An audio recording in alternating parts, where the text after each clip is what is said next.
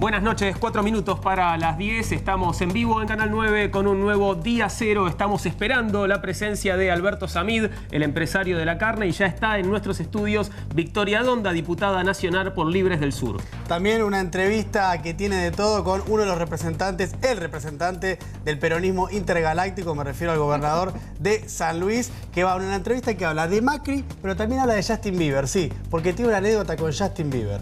Y también tenemos invitados a 3 representantes de distintas fuerzas políticas, del PRO, del Frente para la Victoria y del Frente Renovador. Es una mesa de la juventud para debatir cómo están los jóvenes hoy en la política, pero también de tarifas y la situación social. Eso y mucho más. Acordate que podés comentar el programa en Twitter en @dia0_C9. Esa es nuestra cuenta. ¿Querés saber qué pasó esta semana? Te lo contamos así. Buenas noches.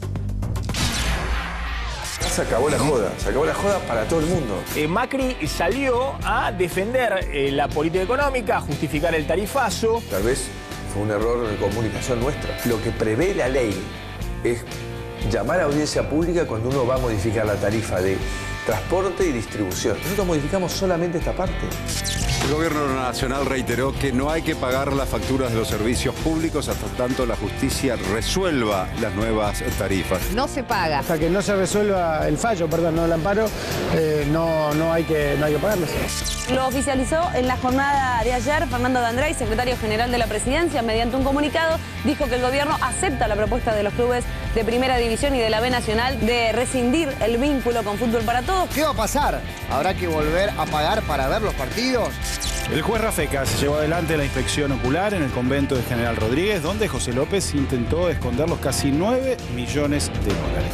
El juez dice tener demostrado que esa noche había 4 hermanas, con lo cual Inés en su momento declaró en provincia que estaban solamente ella y Alba.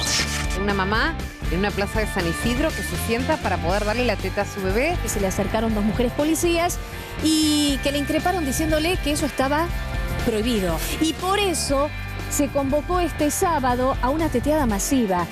José Otavis ganó la quiniela. Le jugó al 333, 1.000 pesos en Nacional y 1.000 pesos en provincia, al 33 igual y al 03. Polémicas declaraciones del presidente de la Sociedad Rural Argentina. Saliendo de acá de la General Paz, por ejemplo, la gente no come lomo. Este señor dice que los porteños comen lomito. Nosotros en el interior nos gusta la carne con grasa. Echeverre, el presidente de la Sociedad Rural Argentina, ¿es un discriminador? Mariana Verón no es de la capital federal. ¿Vos comés lomo, Mariana? La carne con grasa, por favor. ¿Te gusta la carne con obvio. grasa? Ok, Claro, muy bien, muy bien. Bien, esa sería la primera discusión de esta noche. De la semana, fue la discusión de la semana, ¿no? Claramente, ¿no? Y bueno, y que subió de tono, de hecho, y bueno, algunos de los protagonistas de esta discusión lo estamos esperando, Alberto Samid, justamente. Pero, bueno, hablamos del presidente de la Sociedad Rural Argentina y está en marcha la exposición rural, una vez más, en este 2016. Una exposición diferente porque se llenó de alegría de repente, ¿no? La revolución de la alegría llegó a la sociedad rural. Están todos contentos, efectivamente. Bueno, tiene que ver esto con que van a recibir al presidente después de 12 años, ¿no? Sin que un presidente visite esa exposición. Nico Gutman estuvo en la exposición rural, estuvo conversando con gente feliz y ustedes pueden verlo en el siguiente informe.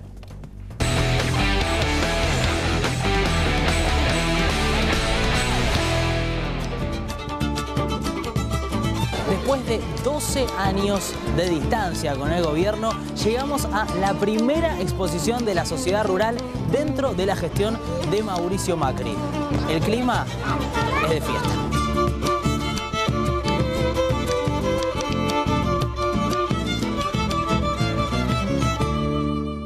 Lo bueno de la rural es que hay vacas en todos lados. Están esas que ustedes acaban de ver y también están estas vaquitas a solo pasos. Y las vacas que están allá respiran el humo que emana la cocción de las vaquitas que están acá. Todo muy normal. ¿Lo vieron al presidente Mauricio? No. A mí me dijeron que estaba en este pabellón. No, acá no. Lo sigo buscando, gracias. Gracias. Presidente Mauricio, el auténtico. ¿Puedo acariciar al presidente? Hola, Mauricio. Es muy chiquito el presidente. Decidimos ponerle presidente Mauricio porque después de 14 años nos va a acompañar finalmente un presidente en la rural. ¿Cómo va a terminar el presidente Mauricio? El presidente Mauricio va a terminar grande, grande como él. ¿Nos lo comemos al presidente? No, no nos lo comemos. ¿Mauricio va a bajar las tarifas? Mira, te está contestando con el hocico. ¿Qué dijo? Va a hacer todo lo posible para que podamos estar mejor con las tarifas.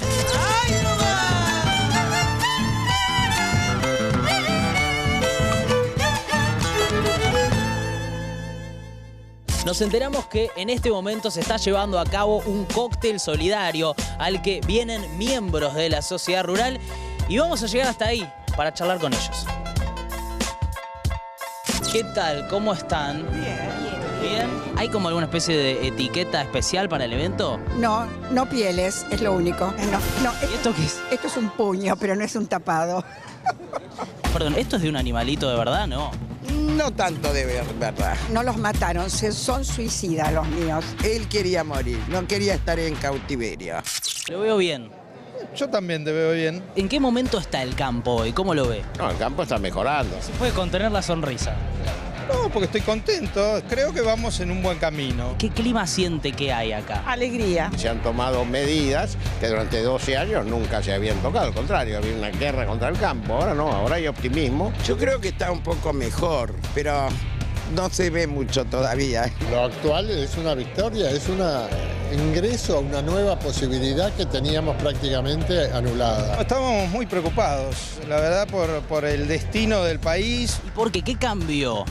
Y cambió el gobierno. Hoy se puede hablar, se puede planificar, se puede trabajar en conjunto y eso creo que es un cambio muy importante. Cuando el campo va bien, al país le va bien, eso ha sido histórico. Cuando crece el campo, crecen los pueblos, crecen las provincias. Hay un efecto de cuando le va bien el campo, que hay cosechas, hay un derrame de riqueza en los pueblos también. Como un derrame. Claro, como un derrame.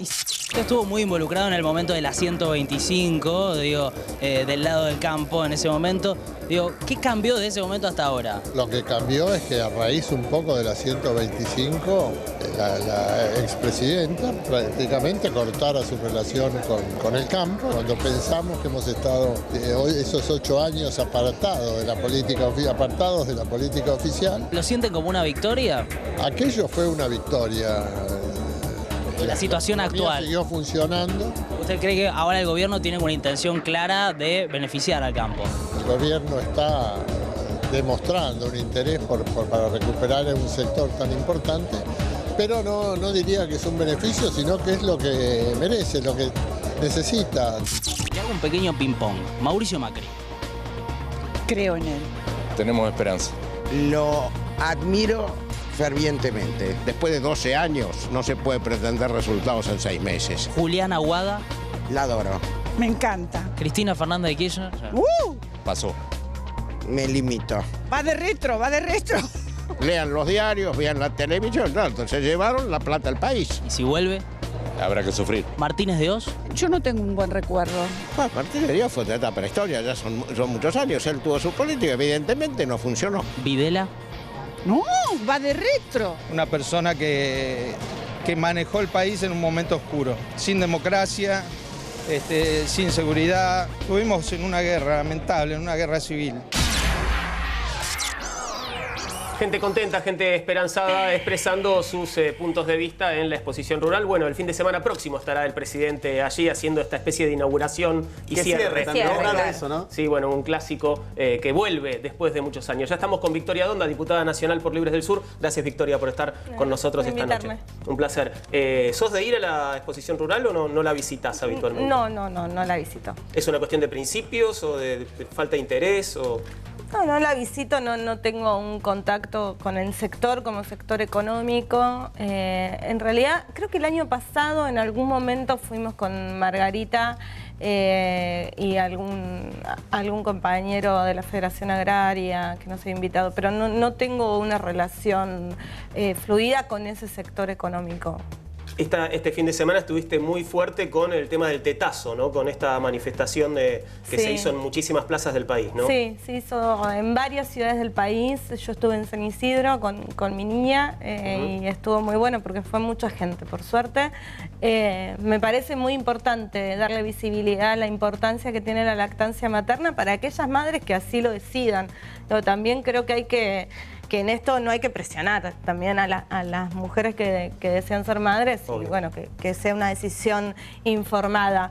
Y creo que también es muy importante empezar a plantear la actitud que están teniendo las fuerzas de seguridad en nuestro país, ¿no? Porque es algo de lo que poco se discutió, pero que es uno de los focos donde hay que poner la luz. Ese punto quería ir. ¿Cuál es tu mirada sobre el episodio, ¿no? Digamos, ¿se trata de una torpeza de 2 efectivos de una policía local o te parece que hay algo más ahí? Me parece que hay un cambio de actitud y que ese cambio de actitud en las fuerzas de seguridad, tanto de algunas provincias como de la Policía Federal, responde a una bajada clara de línea de quienes hoy están al mando de las fuerzas de seguridad. Y que no se verifica solamente en haber corrido a Constanza de la Plaza. Digo, todos vimos el video que subió una mujer que viajaba en tren cuando quisieron bajar de un tren a un hombre que tenía un cartel en contra de Macri. Claro, la mujer era la que filmaba el video y reclamaba, ¿no? Claro. Por lo que estaba pasando. Y la verdad es que, esto como hechos públicos. Después, en mi carácter de diputada, también intervengo en algunos hechos que no son tan públicos y creo que hay un cambio de actitud donde sienten como más empoderamiento, más autoridad para hacer cualquier cosa. ¿Pero eso por qué crees que pasa? ¿Porque te parece que hay menos control civil, menos intención de controlar civilmente a las fuerzas y que se autogobiernen más? No sé si es autogobierno, eso no sé si es autogobierno, por ahí en alguna parte de la policía provincial puede ser y que responde a la interna que en este momento están teniendo en la provincia de Buenos Aires.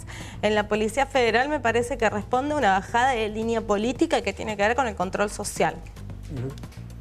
Que es preocupante. ¿Cómo estás viendo, por ejemplo, también la situación de Milagro Sala? ¿Qué te parece? ¿Que es una presa política, como denuncia el kirchnerismo, o que cometió algún delito, como dice el gobernador de Jujuy, y por eso está presa?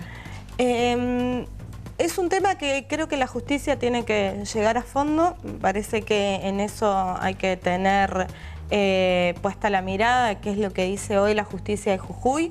En cuanto a Milagro Salas como actor político de la provincia de Jujuy, yo conozco al perro Santillán y creo mucho en las denuncias que ha hecho el perro acerca del accionar de Milagro Salas, no desde la política nada más, sino en la forma en que maneja los fondos públicos. ¿Pero debería esperar en libertad, ser condenada por la justicia o debería estar presa? De acuerdo a tu mirada política me interesa ese tema.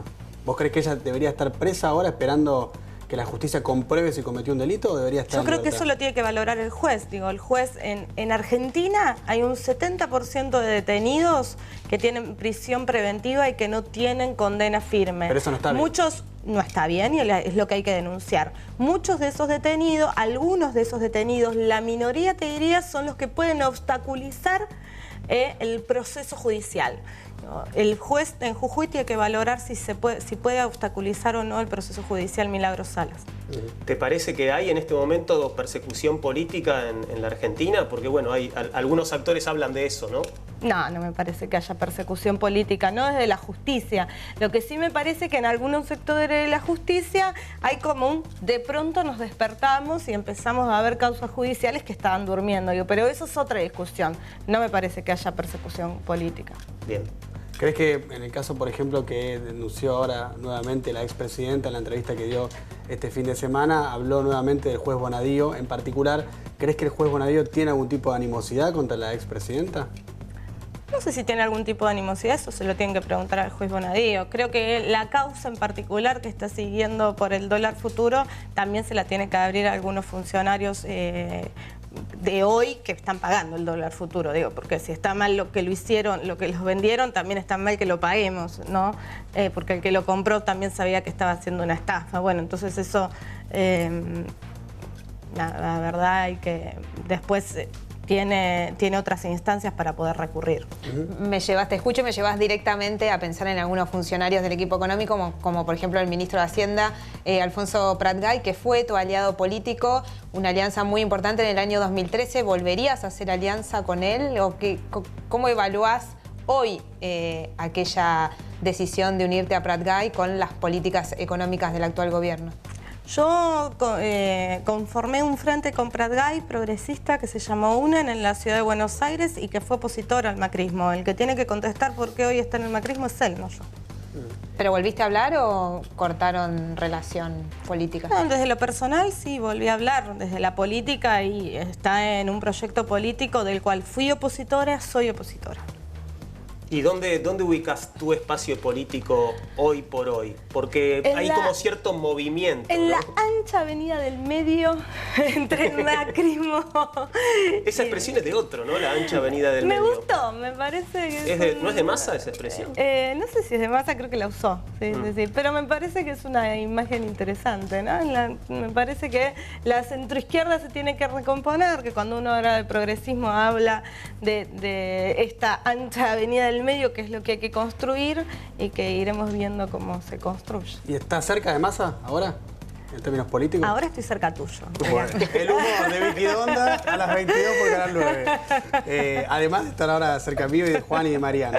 En términos políticos, ¿está cerca de Sergio Massa? En algunos posicionamientos en la Cámara de Diputados hemos votado con el Frente Renovador y hemos estado discutiendo algunas miradas con el Frente Renovador. En otros posicionamientos no. ¿Pero existe la posibilidad, por ejemplo, de empezar a trabajar en algún frente común de cara a las elecciones del año que viene? Yo creo que existe la posibilidad de trabajar en un frente común, digamos, con ese espacio político y con otros espacios, porque hay una necesidad además de trabajar en un frente común.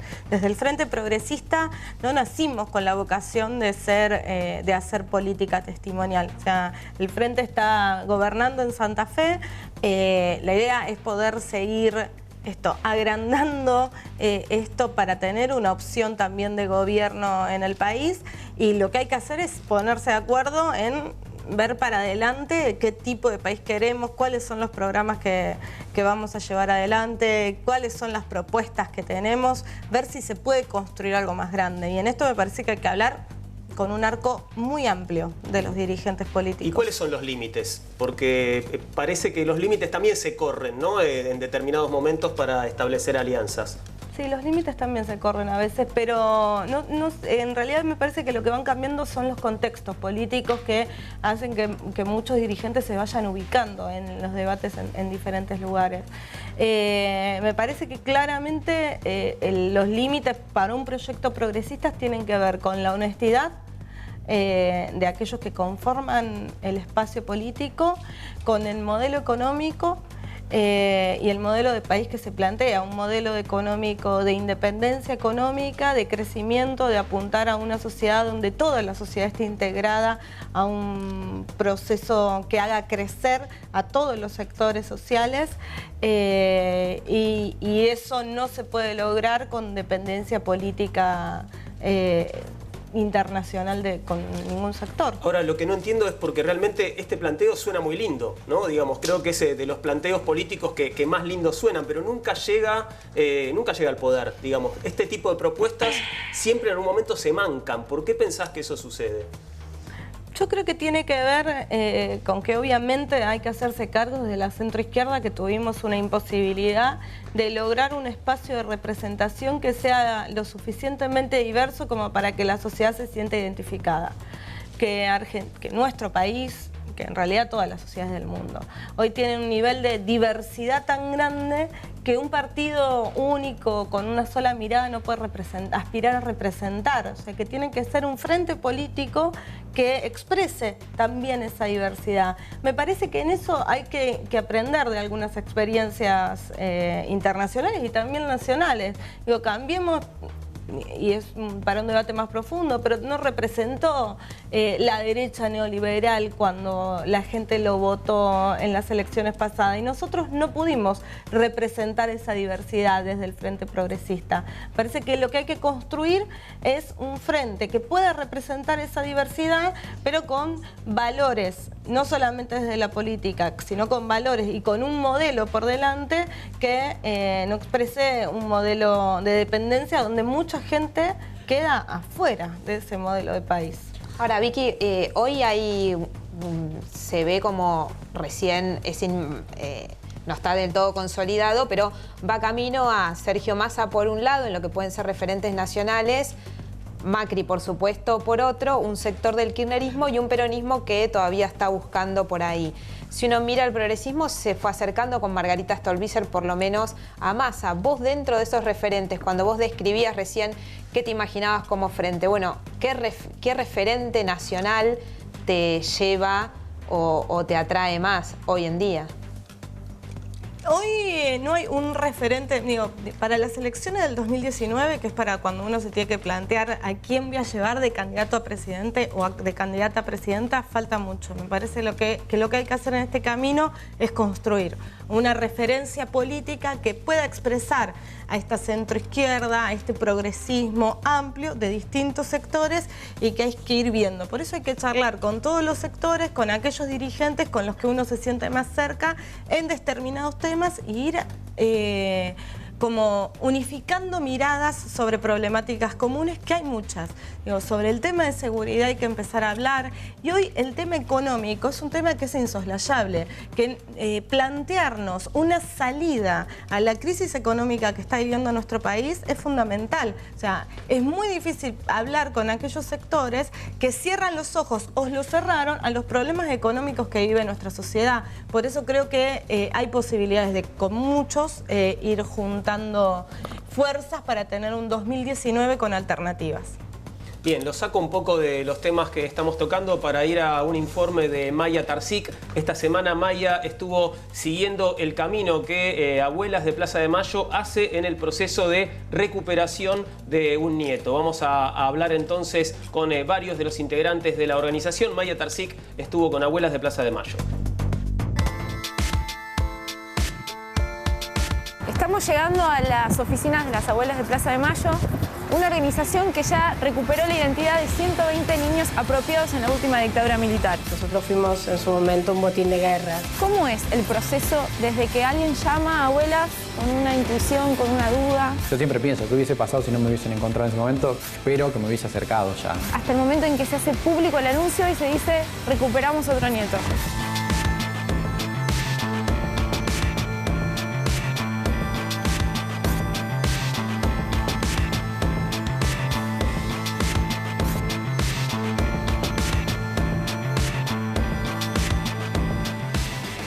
Manuel, dale, ahí lo llamo.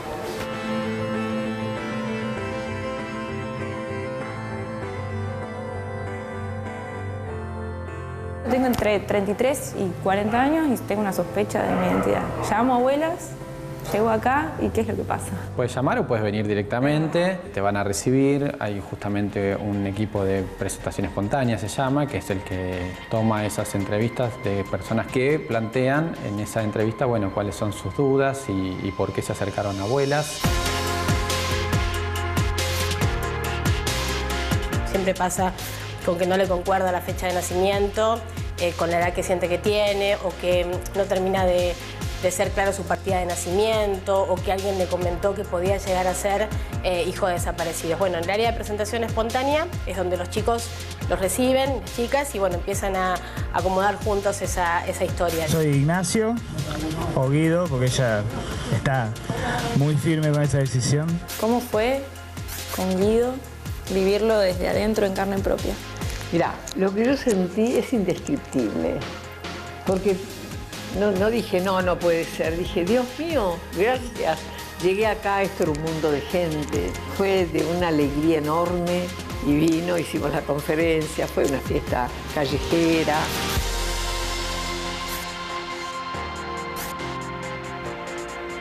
se les toma los datos y toda la información que ellas puedan aportar sobre ellos mismos, y eso después es remitido inmediatamente a la CONADI, que es la que debe, desde el Estado, trabajar en la búsqueda de la documentación de esa persona y determinar si se puede encontrar el origen de la misma o si es necesario tomarle una muestra para incluirla en el Banco Nacional de Datos Genéticos, ¿no? Mi abuela llegó a mí cuando yo era muy chiquita, nos obligan a sacarnos sangre. Yo estaba absolutamente convencida de que era hija biológica del matrimonio Tesla-Fe Duartes. Nos obligan, o sea, vos no querías. No querían, de hecho yo senté precedente de negativa de sangre en forma compulsiva. En un primer momento me saqué sangre, siempre convencida, como yo crecí, con la historia de que en nuestro país había habido una guerra, que era todo mentira.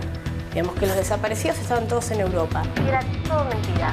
Digamos que los desaparecidos estaban todos en Europa. ¿Y con él ahora cómo es tu relación? No, es muy buena. El tema es que él vive un poco lejos. Vive en Olavarría. Yo estoy acá todo el día, pero nos vamos viendo. Tuvo ya una nena, Lola, o sea que soy bisabuela.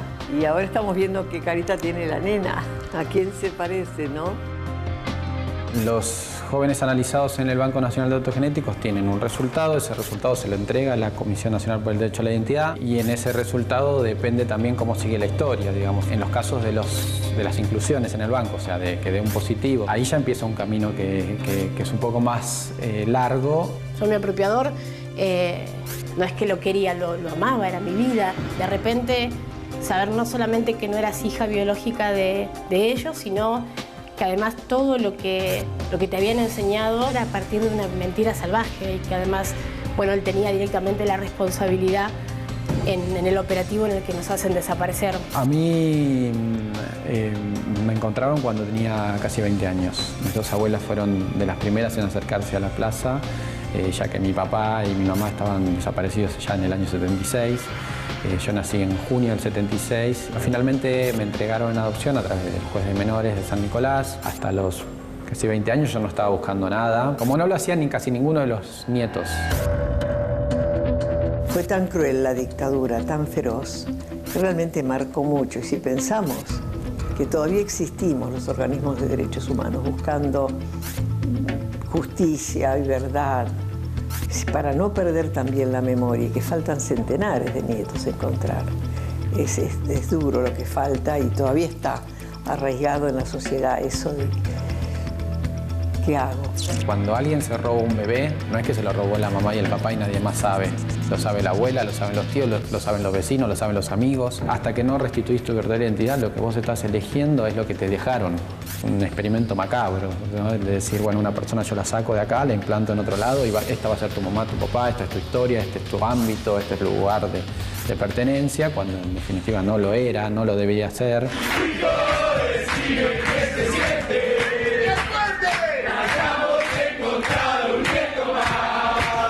Ahí está mi mamá, mirá. Torres Montenegro, la segunda. ¿Y qué te pasó la primera vez que viste la foto? No, yo lloraba un montón. Fue muy difícil, sí, en ese momento sí.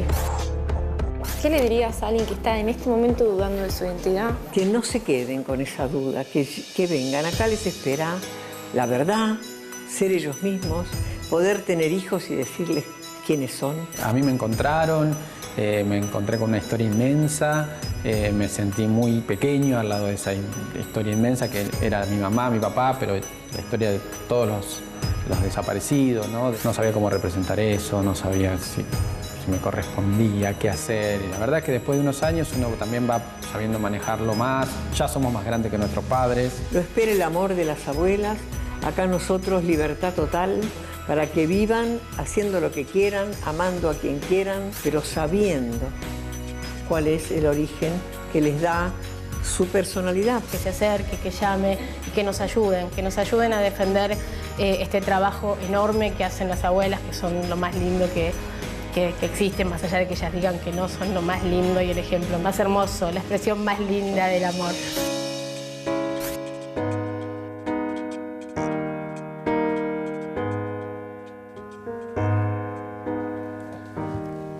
120 los nietos recuperados hasta ahora, de una cifra total de 500 que me apuntaba recién Victoria. Enseguida vamos a hablar con ella sobre este tema, pero quería señalarte que podés hacer tu aporte, por supuesto, colaborar con la búsqueda de abuelas y hacer un aporte económico incluso a través de abuelas.org.ar. Y si tenés dudas sobre tu identidad, comunicate al 4384-0983 o envía un correo a abuelas@abuelas.org.ar. Tengo la sensación, Victoria, que uno se asoma con un informe como este a lo que es la enorme complejidad de la experiencia de la identidad recuperada, ¿no? Y sí, es muy... Cada uno lo vivió hasta ahora, ¿no?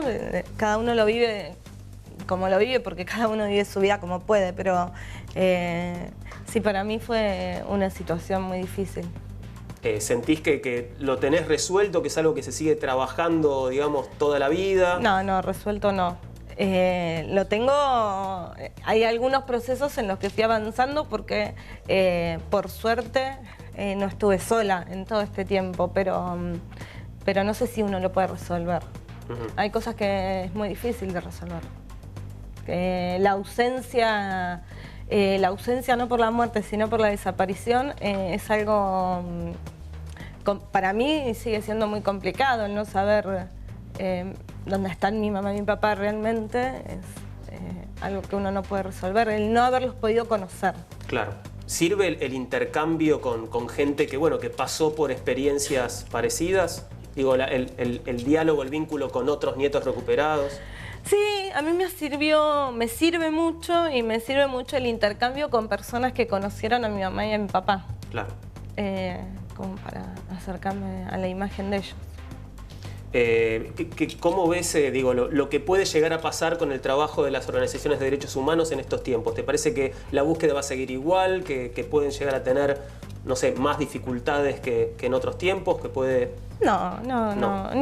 La verdad es que abuelas, para no generalizar, no hablar de las organizaciones. Hablar de abuelas es hablar de una organización que nació en plena dictadura militar y que durante toda la democracia, hoy lo decía Estela en el programa de Esmirta, durante todo el proceso democrático fueron hablando con los gobiernos democráticos que les tocaron en ese momento, y ellas llevaron adelante una búsqueda que debió haber sido llevada adelante por el Estado, sobre todo en los últimos 12 años, donde había un gobierno que hablaba de los derechos humanos. Para mí esta es una deuda, que no haya existido un área del Estado destinada a buscar a los nietos y que lo haya seguido haciendo abuelas que, con lo hermoso de su obra y lo heroico de su lucha, sigue siendo una organización sin fines de lucro de la sociedad civil, y creo que esto lo debió haber resuelto el Estado, ¿no?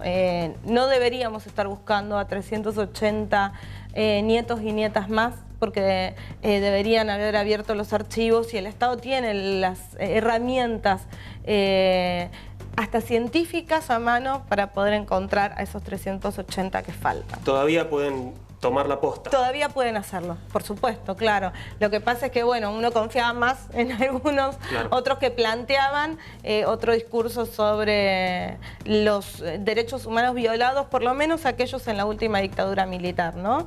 Pero es una exigencia que todavía hay que seguir haciéndole al Estado porque no está resuelto. Ahora, Vicky, también se hablaba durante el gobierno anterior, ahora también puede ser un tema de este. Algo que también está pendiente hace mucho es el tema de juzgar a los que tuvieron responsabilidad civil también durante la dictadura militar. ¿Crees que alguna vez se va a alcanzar eso? Porque la verdad que la sensación parece que es muy difícil, que los militares están como mucho más débiles, pero que muchos de ellos son empresarios, es muy difícil avanzar en esa línea. Yo creo que la justicia tiene que avanzar, y no es un reclamo hacia los gobiernos, sino hacia la justicia. La justicia tiene que avanzar porque aquellos que tuvieron responsabilidad civil también tienen responsabilidad. Muchos también tienen responsabilidad penal que afrontar ante el fuero judicial. Así que creo que la justicia en esto tiene una deuda pendiente con la democracia, que tiene una deuda pendiente con la sociedad y tiene que seguir avanzando. No solamente de responsables civiles, te diría que muchos responsables militares. Bueno, a uno de los responsables militares que hoy está siendo juzgado en la justicia de La Rioja, lo tuvimos como jefe del ejército, que es Milani, ¿no? Entonces vaya si tiene deudas la justicia con en nuestro país. Hoy se conoció en una publicación del diario Clarín que habían salido desde febrero en adelante 50 represores con prisión domiciliaria, ¿no? Con ese beneficio, que es una decisión que toman los jueces. Pero ¿te parece que hay como el cambio político generó justamente que los jueces tomen esta decisión? ¿Te preocupa eso?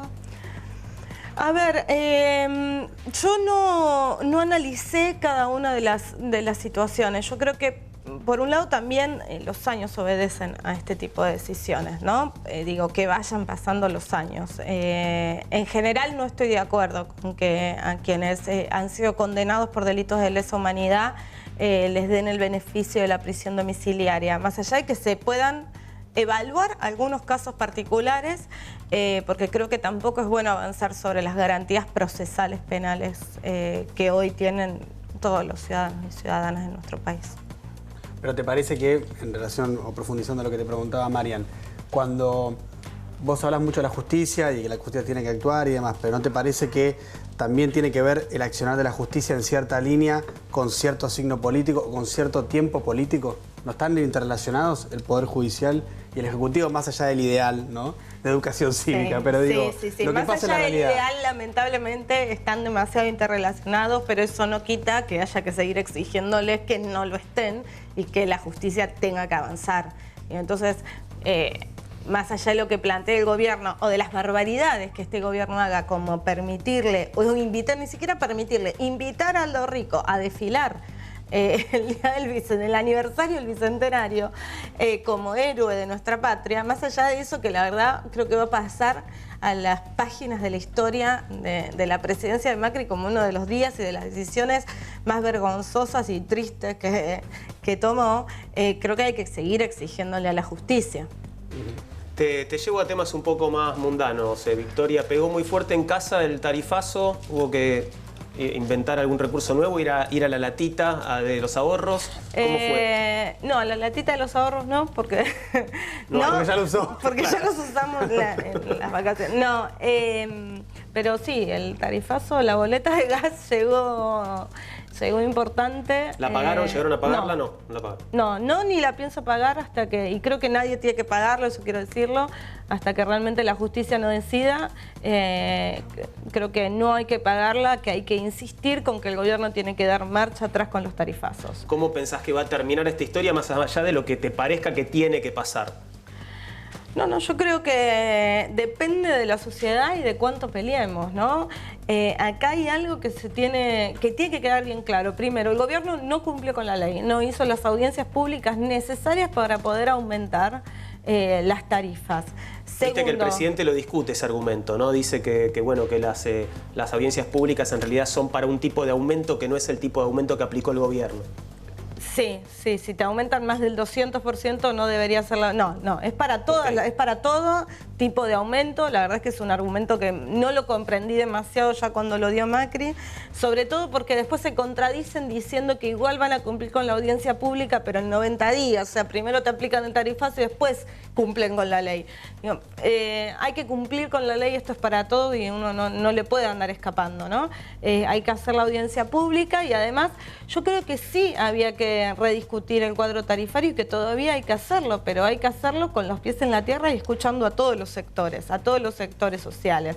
Vos no podés hoy desconocer la realidad que vive nuestro país y es un país donde la inflación pega y pega muy fuerte y pega en los bolsillos de todos, de los sectores medios, de los que menos tienen, pega en los bolsillos de todos menos de los que más tienen, porque los que más tienen han sido beneficiados por decisiones impositivas que precisamente hoy los están, en algunos casos, exceptuando de pagar impuestos. ¿Está frío el Congreso? ¿Bajaron las estufas en el Congreso o está calentito? No, el Congreso está bastante frío, te diré. Sí, está bastante frío. Se ve que no hicieron caso. Claro. Hasta ahora el gobierno le ha ido bastante bien en todas las leyes que ha intentado y que ha mandado al Congreso, con negociación, todo, pero ha sacado lo que ha querido. ¿Cómo evalúas el diálogo? ¿Hay diálogo efectivo con el presidente o con las máximas autoridades de la oposición? A ver, ¿cómo entender el diálogo? Porque el diálogo sería que vos hables, te escuchen y haya como una síntesis. es un poco truncado, porque vos hablas, te escuchan, o sea, ahora te atienden. Eso ya está bueno. Te diré que la verdad es que para aquellos que que somos oposición al macrismo, pero que también éramos oposición al kirchnerismo, era como complicado en su momento porque del kirchnerismo no te atendía nadie, te ignoraban absolutamente, eras cartón pintado. Ahora ponele Aranguren, lo llamamos Aranguren en marzo, nos atendió Aranguren. Es más, me acuerdo que, nunca me acuerdo en qué fecha fue, pero que hacía muchísimo calor. O sea, hacía como 35, 36 grados. Y él apagó el aire acondicionado cuando llegamos a la oficina. Casi nos derretimos, porque fuimos con varias asociaciones de consumidores. Pero lo tenía prendido, lo apagó cuando llegaron ustedes. Sí, lo apagó. O sea, claramente lo... No respiren mi aire frío. ¿Por qué le voy a dar frío a esta gente? Claro, fuimos con varias asociaciones de consumidores y nos atendió. Y evidentemente no nos escuchó nada porque después hizo cualquier cosa. Y ese es el problema. El problema es que no hay respuesta. Pero te reciben, te escuchan, eso sí. Después en el Congreso hay otra cosa. Hay negociaciones, las leyes, los proyectos de ley no salen igual que como entran. Pero esto tampoco es un mérito del oficialismo, es un mérito de la sociedad que dejó el Congreso con una heterogeneidad de fuerzas que obliga a que se tengan que sentar a negociar con algunos sectores para poder sacar leyes. Claro, pero entonces es más fruto de esa de la democracia. Claro, o de una situación que ya está dada así, como decís vos, de una composición del Congreso, no tanto de una intención. Digo, ¿vos crees que si este gobierno tuviera los votos necesarios para sacar las leyes, sería igual de dialoguista? Y eso es hacer futurismo, no pero lo vos sé. Que los conocés, ¿qué pensás? Yo creo que para este gobierno, mira, para este gobierno las formas... Por eso digo, ellos te reciben, te escuchan y te tratan bien. Ahora, después, nada, no te dan respuesta. Por eso, para este gobierno, las formas son a este gobierno lo que los derechos humanos fueron al gobierno kirchnerista. Ah, bueno, pero eso desarrollalo un poco. Y al gobierno kirchnerista, digamos, cada vez que vos decías algo te decían, bueno, pero vos criticabas OTAC y decían, no hay que criticar a OTAC porque viene la derecha, ¿no? Claro. Entonces, no hay que criticar a Milani porque mirá todo lo que están haciendo con los museos. No, si vos criticás a Milani, Tecnópolis, no sé qué cosa, bueno, digo... y este gobierno es lo mismo, bueno, pero nosotros te atendemos, te tratamos bien. La verdad es que no hay respuesta. Para la gente abajo sigue sin haber respuesta. O sea, aumentó la pobreza, la inflación está en los supermercados, las cosas cada día están más caras. Antes te negaban la pobreza, ahora te negan el desempleo. Digo, hay muchas cosas que te diría comparten. Esta cosa de negar un poco la realidad la comparten. Entonces no hubo tanto cambio como se proponía en la campaña. Yo no veo el cambio. Lo veo en algunas cosas y en algunas cosas la verdad es que no me gusta. Por ejemplo, esto que parece una pavada, pero que para mí no lo es porque reproduce culturalmente un modelo que es nocivo para la sociedad, que es poner en Tecnópolis un stand de It Girls, digamos, me parece que es un cambio malo. Claro. ¿Lo visitaste? Porque yo no lo vi todavía. No lo visité, no lo visité. Ahora, con respecto a la comparación de más allá de las formas, las políticas públicas, ¿vos estás más cercana a las políticas públicas del kirchnerismo o a las políticas públicas que está llevando adelante este gobierno? Yo no veo tanto, hay que ver en cada área en particular cuáles serían esos cambios de políticas públicas. Digo, en el Ministerio de Desarrollo Social mantienen los programas, o sea, no hay un cambio en políticas públicas tan radical. Y la verdad es que me sentí, sobre todo el último tiempo, muy lejana a las políticas, porque las políticas públicas del kirchnerismo vos no las podés escindir de lo que pasaba con los fondos destinados a esas políticas públicas, ¿no? O sea, para mí hablar de la corrupción no es hablar de un daño colateral del crecimiento, sino de una cuestión estructural de lo que fue el gobierno anterior. Y en eso me parece que hay que hacer también una gran autocrítica, sobre todo de los sectores progresistas. Pero ¿te parece que este gobierno es inclusivo? ¿Es un gobierno que excluye a la mayoría de la sociedad? Yo tampoco vi una política inclusiva en el gobierno anterior. De hecho, mantuvieron un núcleo duro de un 30% de pobreza durante, sobre todo el 2006, hasta que se fueron, que no lo tocaron. Una cosa es hacer política de asistencia y otra cosa es incluir. ¿Y cuál era la opción de cambio entonces en octubre del año pasado? Margarita Stolbizer. La gente no se dio cuenta. No sé, la gente no se dio cuenta porque nosotros no lo supimos comunicar. Bueno, habrá oportunidad tal vez en el 2019. Habrá ¿no? oportunidad. Cada vez que, viste, en la ciudad de Buenos Aires, además, los taxistas estaban todos muy enojados con lo de Uber. Yo les decía, mira, a mí no me digan nada porque yo proponía otra cosa, no esto que está ahora. Creo que esta no era una opción de cambio y bueno, por eso fuimos además en otro proyecto político. Bien, gracias por haber venido, Vicky. Victoria Donda, diputada nacional por Libres del Sur, estuvo con nosotros en Día Cero. ¿Sí, si Diego? quiere, antes de irse, nos puede blanquear lo de Massa, que van a apoyar a Massa. Si ponemos el Zócalo, Vicky Donda apoya a Massa y nos vamos todos contentos. Si querés, Vicky, no sé. No, ok, perfecto. No, por ahora lo que te puedo decir es que junto con el GEN de Margarita Stolbizer, con el Partido Socialista que gobierna la provincia de Santa Fe, vamos a construir el progresismo para aportar desde ahí a una herramienta nacional que sea un verdadero cambio. A mí lo de la ancha avenida del centro igual me sonó bastante loco. Lleva un solo distrito la ancha avenida del medio. Lleva un solo lugar la ancha avenida del medio. A Tigre. No, es a Tigre ancha, es ancha, chicos, es ancha y puede llegar a muchos lugares. Gracias, Victoria, muy amable. Gracias por haber venido. Vamos a revisar un poquito nuestra historia, en realidad la historia de 24 de julio del pasado a través de la tapa de los diarios argentinos. En nuestra sección Fuimos Tapa.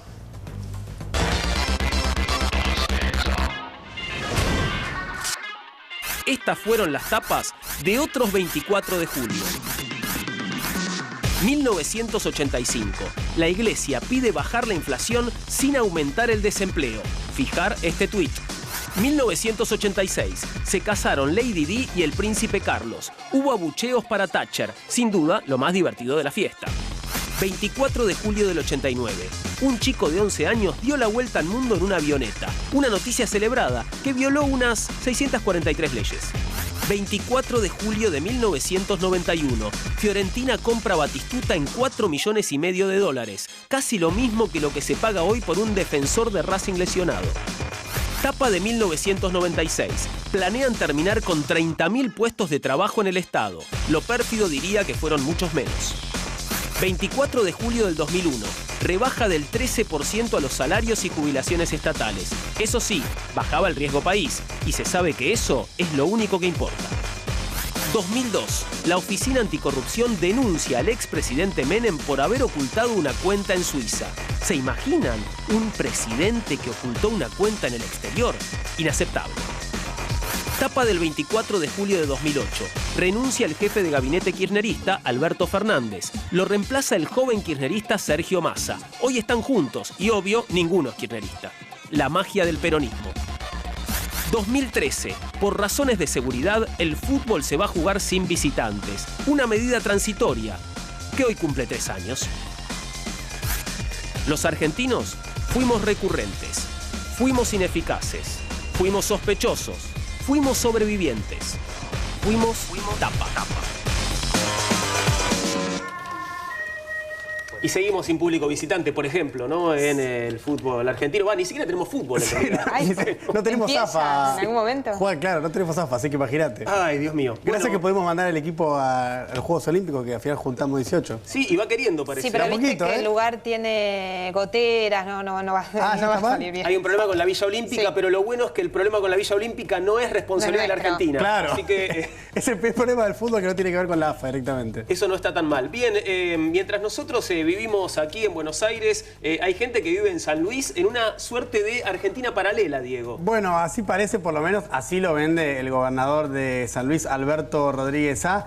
Hicimos una entrevista en su departamento, ahí en el barrio de Recoleta, un barrio que no es tan peronista, pero que él tiene una vivienda ahí hace mucho tiempo. Y en esta entrevista hablamos de varios temas. Él critica al gobierno nacional, critica también, por supuesto, al kirchnerismo, pero la nota va virando, va yendo hacia lugares insospechados, como por ejemplo una anécdota que tiene el gobernador de San Luis con Justin Bieber, con el pibe Bieber. Imprevisible, como Alberto Rodríguez A, es la charla que tuvo Diego Iglesias en su casa en Recoleta. Veámosla.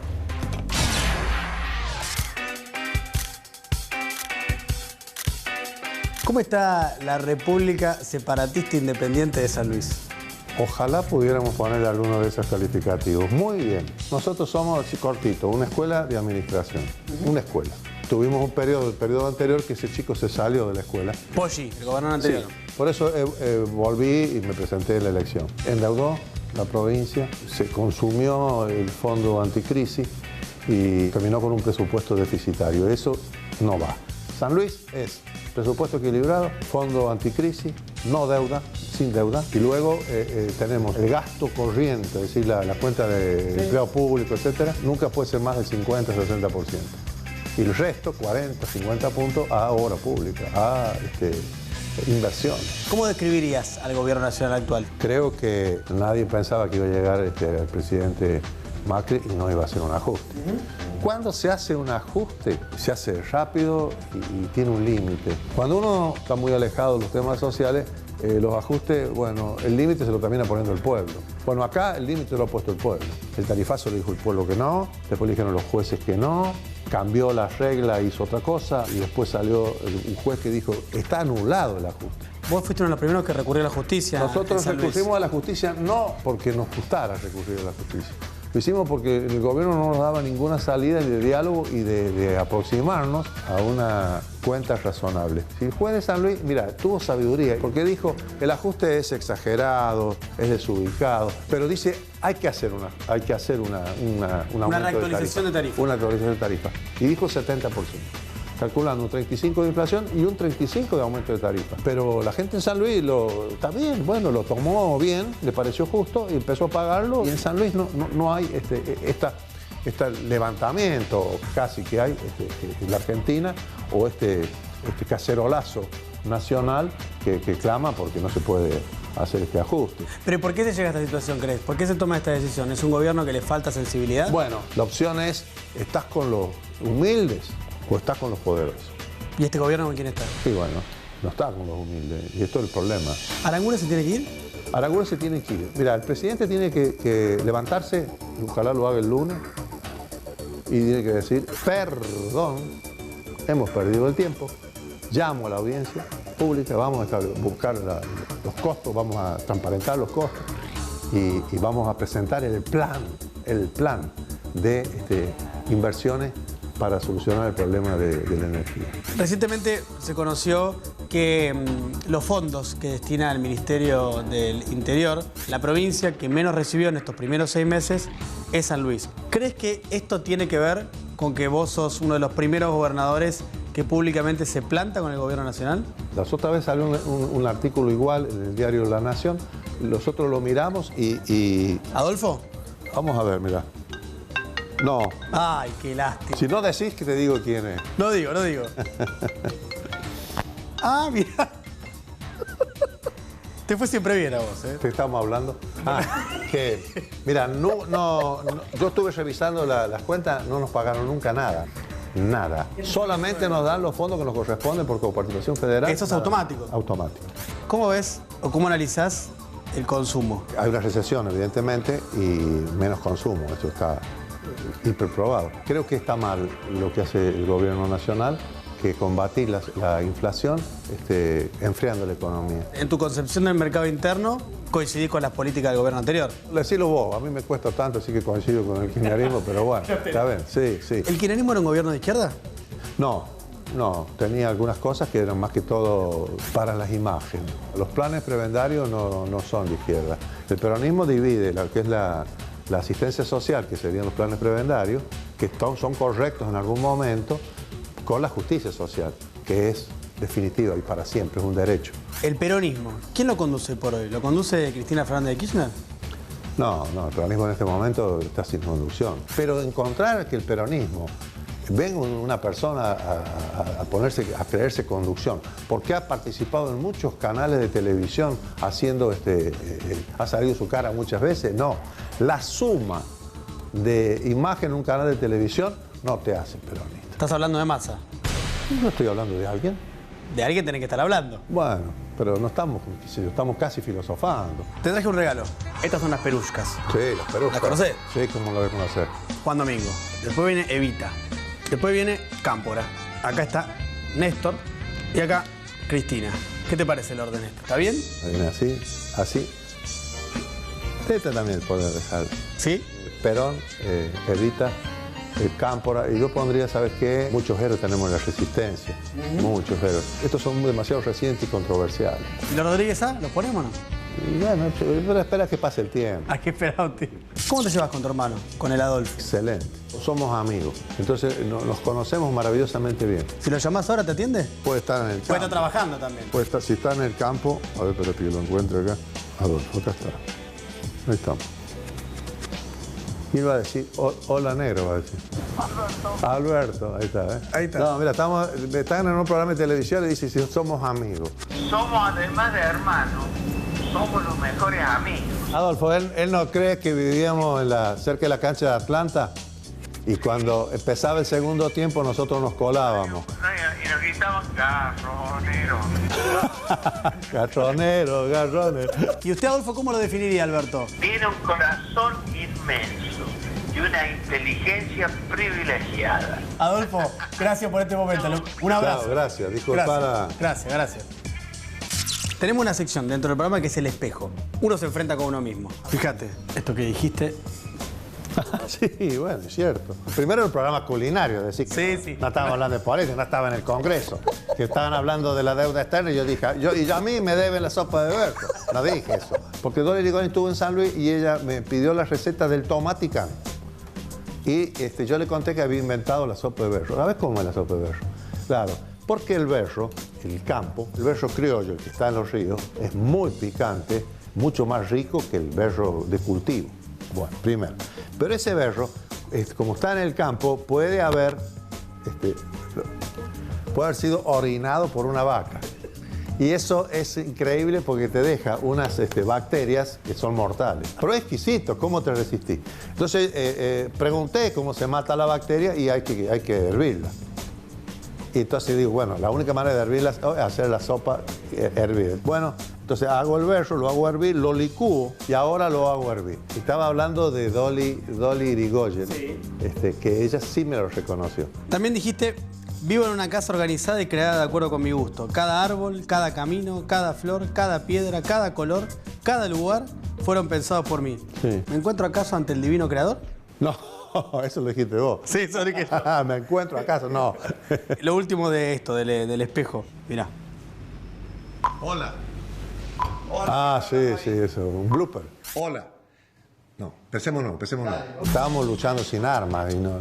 ¿Tenían presupuesto nada, comparación con...? Nada, no podemos. Entonces, mientras venía la publicidad, yo metimos el blooper ese para... ¿Para agitar? Para que lo pasaran y empezaran a... Y decir, mirá, está de candidato a presidente. Y sí, a ver cómo será cuando supuestamente lo hizo bien. Le traje algunos temas de música para ir cerrando y para que vos los reconozcas, mirá.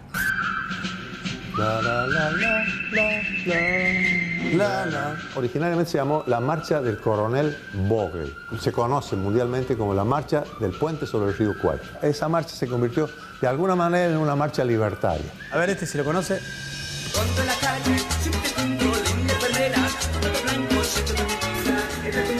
¿Lo saca? No. Los Watusi. Ah, no, pero vos tenemos otros Watusi. ¿Son los Watusi de San Luis? Estos son los de... No, pero yo soy de los viejos Watusi. Vos me metiste los nuevos. No, me ponés los Watusi y te los saco a todos. Un tema más.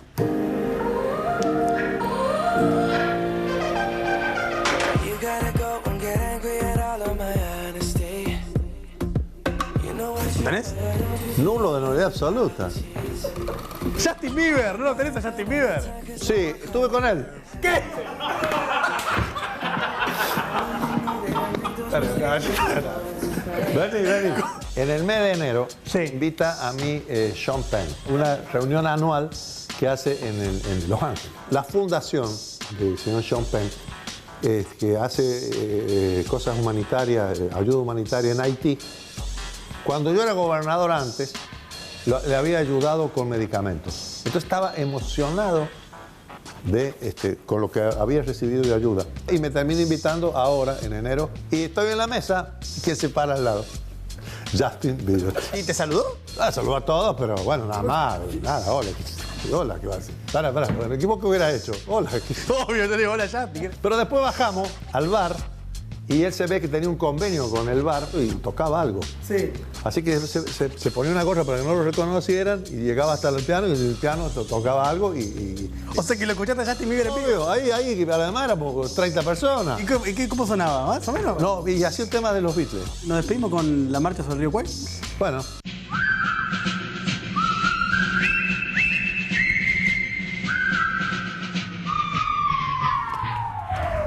Veía la nota y me preguntaba si no estarían acertados los de la mesa 86 de Necochea en aquella elección, ¿no? Es lo que yo mismo me pregunté durante todo el transcurso de la nota, sobre todo cuando se iba desvirtuando hacia este Vos lo final, llevaste, ¿no? Diego, a este cargo. Tal vez había que darle una oportunidad al líder del peronismo feudal intergaláctico. ¿Por qué no, Juan?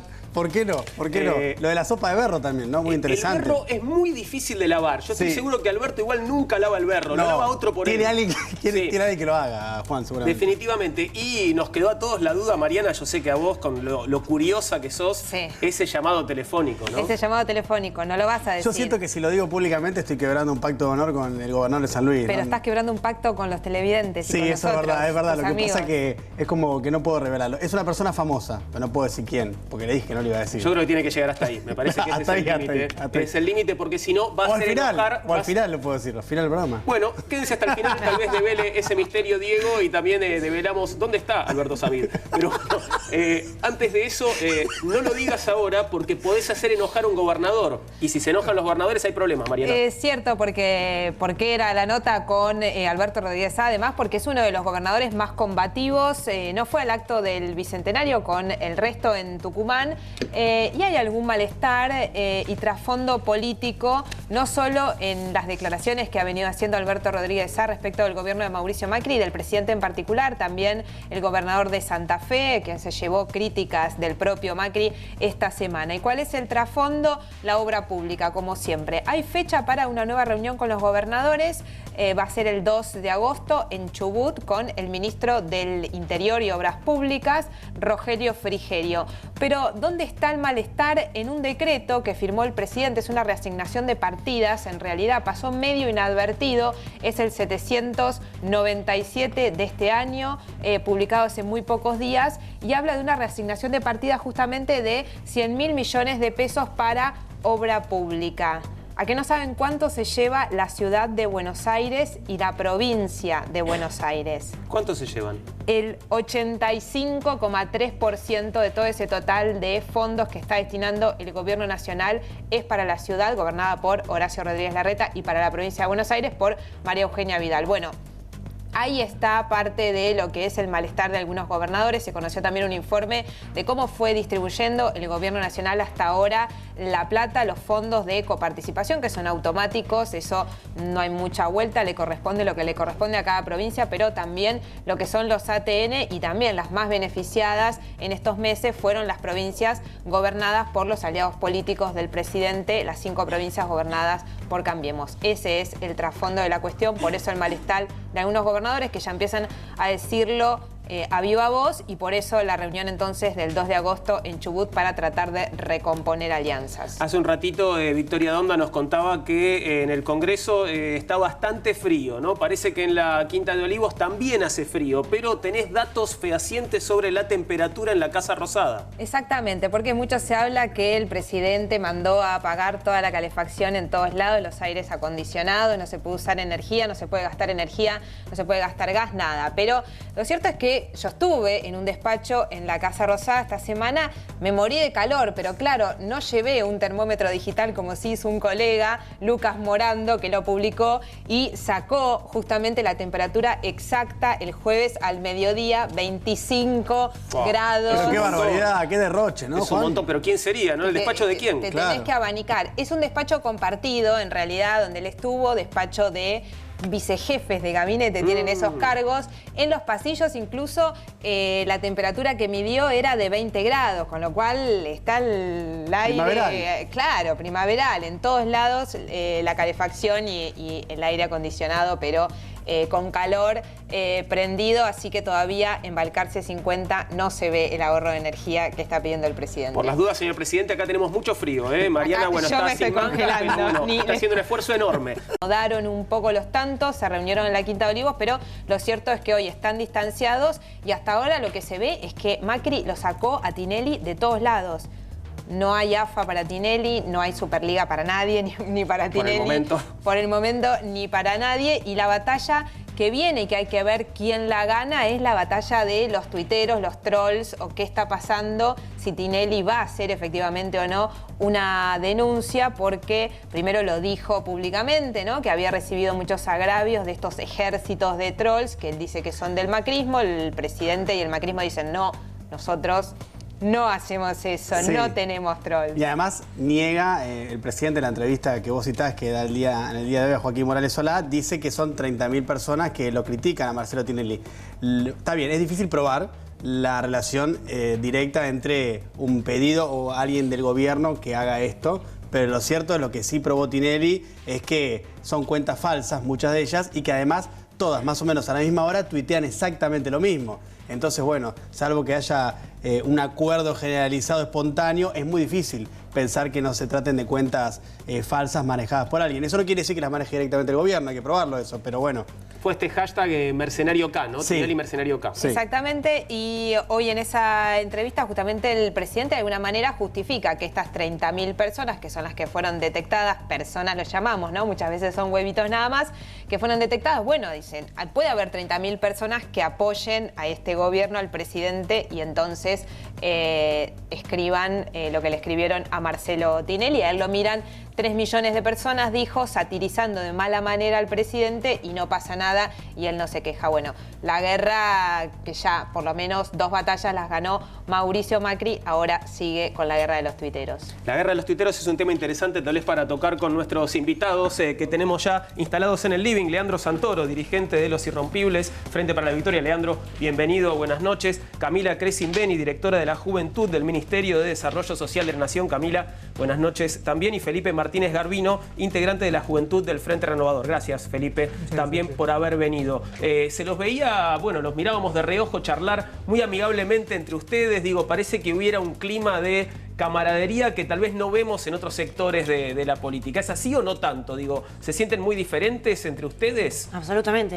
La verdad, por parte de nosotros de Subse Juventud de Desarrollo Social, una de las primeras acciones que trabajamos fue convocar de nuevo a la mesa interjuventudes interpartidaria y volver a trabajar, porque la verdad es que tenemos mucho en común como generación y es algo que quizá a nuestro entender está un poco desperdiciado, digamos, medio viciado por unas partes de la política que no hace falta en el caso nuestro y que de verdad hay mucha buena predisposición para trabajar en conjunto. No te veo con la misma cara, Leandro, perdóname. Sí, no voy a hacer la chicana de los nazis en la mesa, no lo voy a hacer.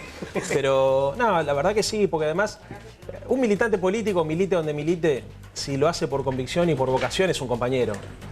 Cuando el debate se pone en términos ideológicos, ahí se notan las diferencias y la cosa se pone un poco más áspera cuando discutimos ideas. Pero a mí que haya un pibe que dé parte de su vida a un proyecto colectivo, que lo trascienda, a mí me conmueve, milite donde milite. Felipe. Yo lo que creo es que los jóvenes tenemos la responsabilidad de devolver la credibilidad a la política y hacer que la gente se vuelva a enamorar de la participación política. Yo creo que en eso no podemos disentir, no podemos estar en contradicción. Después, obviamente, y es una cosa que hace a la democracia, podemos tener muchas contradicciones ideológicas y tenemos que dar el debate en estos ámbitos, en las instituciones, en el Congreso sobre todo. Pero sí, yo creo que tenemos muchas cosas en común. Muchas veces se dijo en los últimos tiempos que fue en la última década que se produjo una suerte de regreso de los jóvenes a la política y que esto tuvo que ver mucho y fuertemente con el kirchnerismo. ¿Ustedes lo comparten? Bueno, el más cercano al kirchnerismo sos vos, obviamente, Leandro. Sí, yo sí. O sea, yo encuentro una similitud entre el primer alfonsinismo y el proceso que se inicia en realidad con la muerte de Néstor. Hubo un pico con la crisis del campo, de concientización y organización política, y me parece que con la muerte de Néstor florecieron mil flores. Y creo que eso también, digamos, le vino bien a los otros partidos políticos, digamos, porque creo que hay jóvenes que se empezaron a dar cuenta, no solamente que había otros jóvenes que se comprometían, sino yo creo que esto hay que reconocérselo a Cristina, como también a Macri, que le abrieron la puerta a una generación a lugares muy importantes. Y mirá vos, fíjate, tanto Macri como Cristina, los dos tienen y tuvieron, por ejemplo, jefes de gabinete jóvenes, ministros de economía jóvenes, se la jugaron en ese sentido. Y creo que con el Frente Renovador de Massa pasa algo parecido también. Hay como una reapertura muy interesante. Habrá que ver, y ese es el debate nuestro, si aportamos novedades, porque yo te lo digo como autocrítica. Yo, a diferencia de lo que decía Felipe recién, yo creo que una de las dificultades que tiene esta reapertura de la movilización juvenil o de esta etapa es que aportamos pocas novedades. Muchas veces terminamos repitiendo o resignificando viejas consignas, pero nos cuesta todavía a los que tenemos 40, 30, 20, aportar novedades como aportó por ahí la generación de los 60 y los 70. Sí, yo creo en realidad también se explica más que por el kirchnerismo, que obviamente contribuyó a acercar nuevamente a la política a los jóvenes, es el 2001, que como generación, digamos, crecimos al calor primero de la democracia, como digamos, con generación joven, crecimos siempre en democracia. Después el 2001 como quiebre social, creo que también afectó bastante y a partir de eso se empieza a ver más acercamiento a los jóvenes a la política.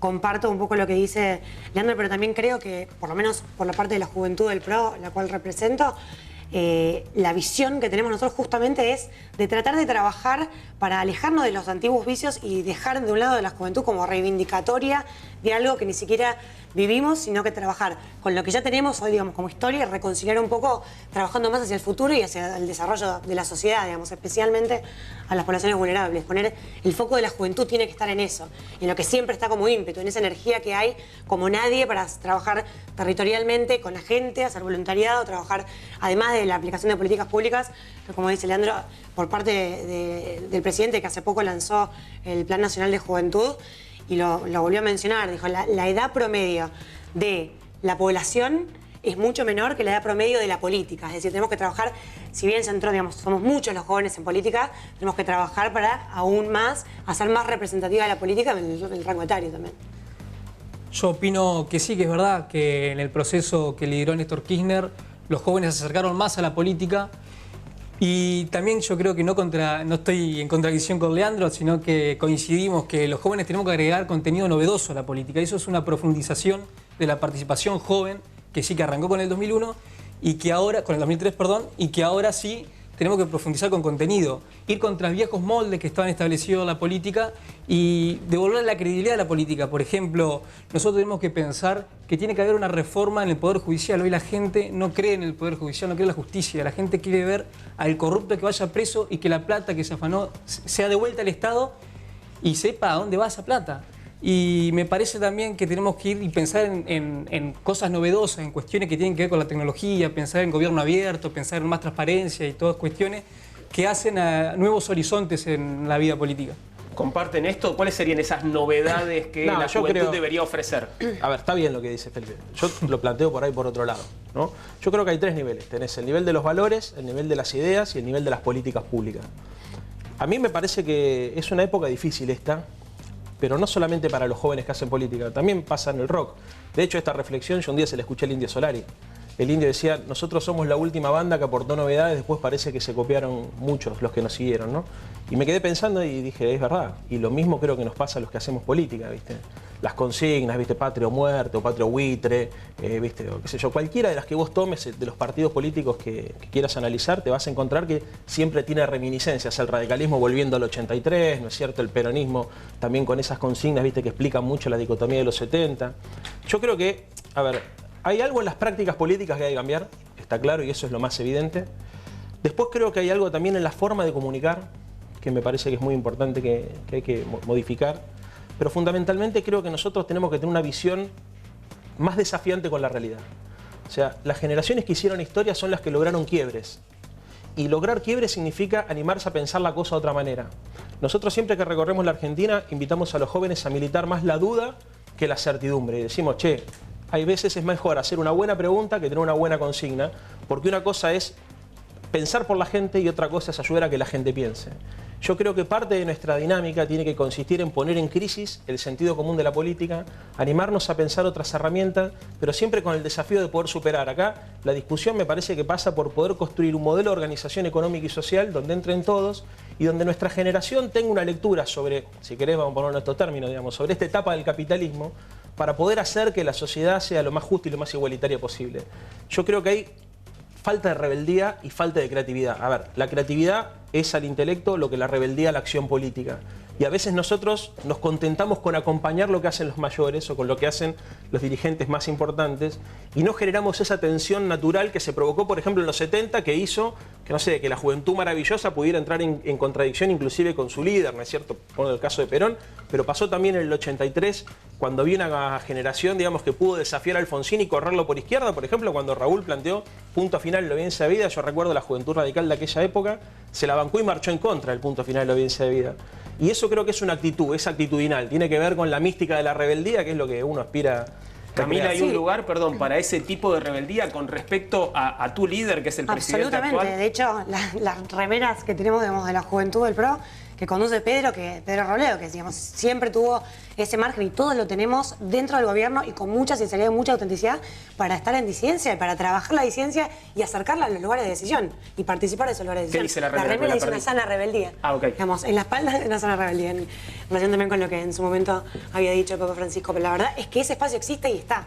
Y yo creo, un poco, digamos, no sé si estoy tan de acuerdo con lo que decís, Leandro, en el sentido de que la juventud tiene también ese ideal de ser héroes. Yo creo que tenemos que empezar a transitar de ser héroes a ser protagonistas y meternos con las manos en la masa a trabajar codo a codo en cambiar. Pero también está buenísimo y esa parte del idealismo yo creo que es lo que nos caracteriza y yo también tengo 26 años y me acuerdo firmemente cuando decidí meterme en política cuando tenía 11 años con la crisis de 2001 y ese idealismo también te hace llegar lejos, pero el idealismo me parece que hay que transformarlo y acercarlo a... No creo en el héroe porque yo creo en el héroe colectivo, o sea, para mí el héroe no modifica nada, acá lo que modifica es el colectivo. Los movimientos no tienen que ser solamente, digamos, disruptivos y nada más, sino que también construir desde espacio de decisión y yo creo que eso tiene que ver con que jóvenes como nosotros nos acerquemos e integremos espacios donde se define política pública concreta con nombre y apellido en las calles y en los lugares donde transitamos. Como por ejemplo en la Subsecretaría de Juventud, que obviamente está integrada netamente por jóvenes por el hecho de ser la Subsecretaría de Juventud, pero los demás espacios del Ministerio de Desarrollo Social, de PAMI, de ANSES, de Gabinete Social... Pero vos ves un enfoque... A ver, yo lo que noto es que no hay un enfoque generacional. Y de hecho me parece que uno de los problemas que tenemos es que mucha de la gente joven que se hace cargo de áreas de gobierno termina haciendo más o menos lo mismo que lo que hacían sus antecesores. Digamos, el gran cambio para mí consiste básicamente en poder poner en cuestión y en crisis esos paradigmas. Yo creo que uno de los problemas que nosotros tenemos es que estamos siempre, a ver, y cuando me hago cargo, a pesar de que yo ya estoy más viejo, Juan, pero de decirlo políticamente correcto. Yo estoy cansado y podrido de escuchar pibes en la tele que dicen lo que la gente quiere escuchar. Bien, y no se animan a contradecir eso. Para mí ahí hay una dificultad, porque en realidad, a ver, ¿cuál es el concepto de la vanguardia? El que es más joven, como tiene más vida por delante, se anima a correr la vara, ¿no es cierto? Correr la vara significa generar crisis y tensión. Hay que bancársela. Bien, ¿cuáles serían las acciones concretas desde cada sector político que para ustedes la juventud tiene que llevar adelante en este momento? Empezamos, Felipe. A mí me parece que, bueno, como dije anteriormente, la juventud tiene que empezar a criticar viejos moldes. La tuya, era del Frente Renovador, digo. Sí, nosotros tenemos que animarnos a ir contra viejos moldes de la política. Estamos acompañando desde el sector joven de mujeres del Frente Renovador a la propuesta que hace Malena Galmarini, que también nos da mucho espacio en la participación política, tanto Malena como Sergio y como todo el equipo del Frente Renovador, en lo que es mujeres en la Corte. Esas son cuestiones que quizás hace 50 años no se hubiesen planteado nunca y hoy me parece que esta renovación que, como dice Leandro, no tiene que ser solamente etaria, sino con una cuestión novedosa, con una cuestión que no sea quizás políticamente correcto hoy, pero que sí cambie la realidad argentina de acá a 20 años. Me parece que nosotros tenemos que enfocar nuestra participación política en esas cuestiones. Por parte de la juventud, digamos, hablo como ambas cosas, ¿no? Como funcionaria, digamos, de desarrollo social en cuanto a políticas públicas de la juventud y en cuanto a la militancia también del PRO. Como espacio, creo que lo que nos caracteriza como jóvenes es esta sensación de que venimos al Estado a dejar todo y no llevarnos nada. Creo que eso es lo que tenemos que trabajar como generación y en lo que yo hablo con los chicos de Almirante Brown, digamos que es la juventud en la que más trabajo, pero trabajamos mucho ese concepto de el Estado tiene que llegar el que más ganas tiene de deslomarse y dejar toda la energía, toda la inteligencia y toda la mente y el cuerpo en trabajar por los demás. Y el Estado no es un lugar donde uno va a buscar algo, sino solamente va a dar y a trabajar por la gente. Y otra cosa importante que nos caracteriza como juventud y como generación tiene que ver con no anteponer lo ideológico antes de pensar primero en el problema concreto, que creo que es algo que quizás en algunas cosas nos distancia del kirchnerismo, que es nosotros no nos vamos a casar de una con algo que digamos, alguien dijo que había que ir por ese lado. Vamos a evaluar primero la situación real y cómo afecta a las personas, con nombre y apellido, esa situación, y después de eso ir viendo también cómo lo trabajamos. No solamente ir por el lado ideológico, si bien siempre trabajamos con el horizonte final digamos, de trabajar con lo social y con mejorar la vida de la gente. Te pido que seas breve, Leandro, sí, por favor. 4 cosas cortas. Primero, yo creo que la ideología son los anteojos que usamos para ver la vida. 1. 2. Creo que es un error pensar la política y la militancia solamente en la dimensión estatal. La militancia se tiene que construir fundamentalmente en la calle. 3, y con esto te pongo los otros 2, creo que hay que hacer 2 cosas. Militar ideas, y eso es muy importante, la batalla cultural para los que tenemos una formación de izquierda. Este es un momento muy especial donde se intenta poner otro modelo cultural, la meritocracia, el elitismo, así que creo que la militancia de ideas y la lucha cultural es una herramienta. Y el tercer punto, o el segundo acá, siempre que número me sale mal, es la militancia de la solidaridad. Y ahí es donde sí podemos estar todos juntos. Yo creo que un militante político es el tipo que tiene que dar más de sí. Y dar hasta que duela, no dar lo que le sobra. Y creo que ahí es donde encontramos, me parece, la síntesis de todas estas discusiones. Cuando nos ponemos codo a codo a laburar por algo y en varias oportunidades laburamos todos juntos, indistintamente del partido político que pertenezcamos. Les pido a Leandro y a Felipe que rescaten algo de PRO o de Cambiemos. ¿Qué rescatarían del gobierno actual o de la fuerza que actualmente nos gobierna? Yo lo que rescato del gobierno Mauricio Macri, primero, es que hasta el día de hoy no nos han demostrado lo contrario y quiero confiar en la honestidad de todo el gabinete de Mauricio. Y segundo, que son tipos muy pragmáticos, que lamentablemente están gobernando a prueba y error, pero que tienen ganas de que el país salga adelante. Yo también diciendo de las maneras que lo están haciendo, pero creo que la voluntad la tienen, por lo menos. Leandro. Sí, yo no creo que quieran que el país, o sea, tengo otra visión de país, pero sí creo que hay algo que es muy importante, que es que se bancan a experimentar. Yo sé que muchas veces esto se utiliza para criticarlos, ¿no es cierto? Porque, bueno, están aprendiendo, pero bancarse a experimentar implica tener un coraje que Néstor también tuvo, y Alfonsín también, o sea, los grandes líderes de la historia se la animaron e hicieron cosas que por ahí en ese momento no se esperaba. Y segundo, creo que le hablan a un sector de la sociedad. O sea, por ejemplo, muchas veces se piensa que la mayoría de los pibes son kirchneristas. Y yo lo charlo muchas veces con mis compañeros y digo, guarda que hay un sector muy importante de la sociedad, inclusive pibes, que se sienten identificados con el PRO. Y eso tiene que ver con que los tipos entendieron una forma de comunicar. Y fundamentalmente le dieron lugar a los pibes también. O sea, creo que eso es algo que hay que reconocerle a Macri. Macri le abrió la puerta a una generación de gente joven. Camila, te pido ahora que rescates algo del kirchnerismo. Y la verdad, un montón de cosas, porque de hecho muchas de las políticas de desarrollo social, como decía antes, la escuchaba Vicky Donda, se continuaron, digamos, el trabajo. Lo que estamos haciendo es profundizarlo y en muchos casos, digamos, no trabajar, a ver, por un lado, digamos, muchas cosas que se empezaron a trabajar, el plan, la AUH, que igualmente venía también del radicalismo, el desde el Ministerio de Desarrollo de Argentina Trabaja, etcétera, profundizarlos y trabajar un poco, digamos, más cuidadosamente los destinatarios. ¿Qué significa eso? Nosotros no hacemos política con los recursos de la gente, vamos directamente a quien lo necesita. No vamos solamente a quienes nos votan, sino a todo el mundo. Eso creo que capaz no distancia, pero sí, digamos, en general en las políticas sociales estamos trabajando en la continuidad que en su momento el kirchnerismo tuvo como bandera y que lo sigue sosteniendo. Les agradezco mucho a los tres por haber venido esta noche a Día Cero. Felipe, Camila, Leandro, muchas gracias a todos. Nosotros seguimos con Día Cero, pero después de comerciales.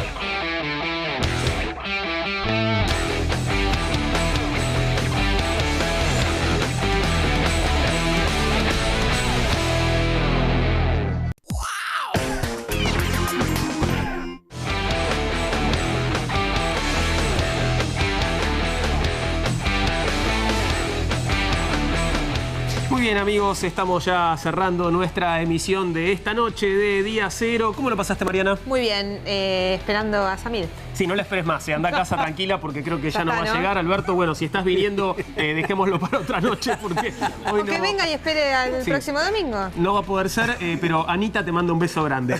Diego, ha sido un placer. No, lo mismo, gracias por invitarme, Juan, de verdad. Y la próxima vez que te vayas a encontrar con Alberto, digo, sea aquí o en el espacio exterior, llamá, avisa. Te voy a avisar. Prometo que el próximo encuentro con él vas a estar vos presente. Gracias. Con sopa de berro de por medio, por supuesto. ¿no? Deliciosa. Que lo pasen muy bien, que tengan una muy buena semana. Volvemos el próximo domingo a las 22 a Canal 9. Pero antes de despedirnos, vamos a contarles qué aprendimos esta semana. Buenas noches, gracias.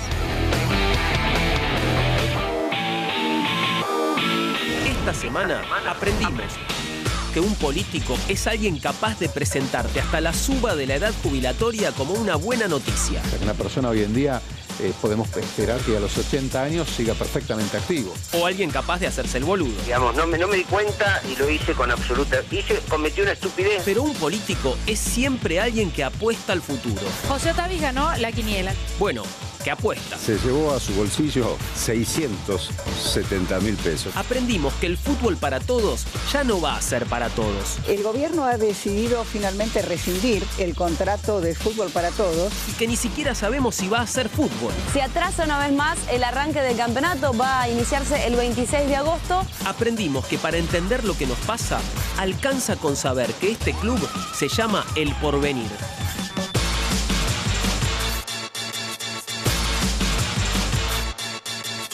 Y aprendimos que la campaña del miedo nunca termina. Feliz día te desea tu ministerio amigo. Y todo esto en apenas una semana. Porque vivir en Argentina es no terminar de aprender nunca. ¿Qué aprenderemos la semana que viene?